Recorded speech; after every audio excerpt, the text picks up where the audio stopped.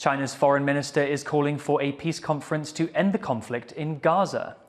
Speaking in Egypt, Wang Yi also reiterated China's calls for a two-state solution to the Israeli-Palestinian conflict.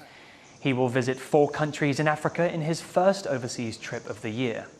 For more on Wang's Africa trip, our reporter Louise spoke to Eric Olander, editor-in-chief of the China Global South Project. Wang Yi is on a trip to Africa and he's visiting Egypt, Togo, the Ivory Coast and Tunisia. Why has he chosen these countries to visit, do you think? This year's visit in terms of the choice of countries is rather interesting because there are some that make sense and some that are a little more puzzling.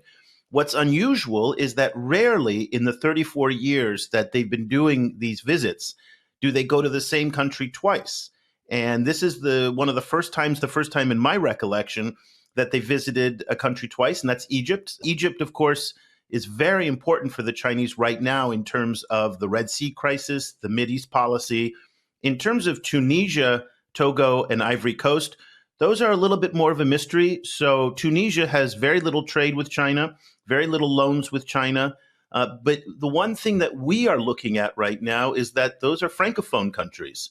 And what we have seen over the past 12 to 18 months is a sharp decrease in terms of French influence in West Africa. And all of these countries surround and border the Sahel region, where China is now pushing very hard to increase its influence and to take advantage in some respects of the decline in French influence in those areas. In Egypt, Wang Yi's made some comments on Gaza. He's called for, again, for a two-state solution and for a peace conference between Israel and Palestine. How does China see its role in the Middle East? Well, I think China right now is really taking advantage of aligning itself with the rest of effectively the rest of the developing world and certainly the rest of the Arab world in positioning itself in opposition to the war in Gaza.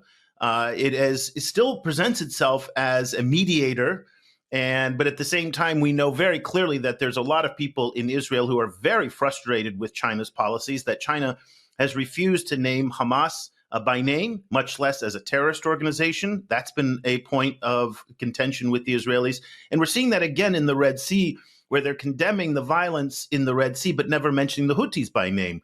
And so they're throwing shade towards the Americans and the British for launching countermeasures against the Houthis, which were outside of a UN mandate, but at the same time not mentioning the Iran-backed Houthis. So you can kind of see in some ways that China is trying to have it all ways to itself. It wants to be a mediator. It wants to organize a conference. It wants to play this role of bringing all the sides together. But at the same time, its politics are very much aligned in favor of the Palestinians, in favor of the Arab community.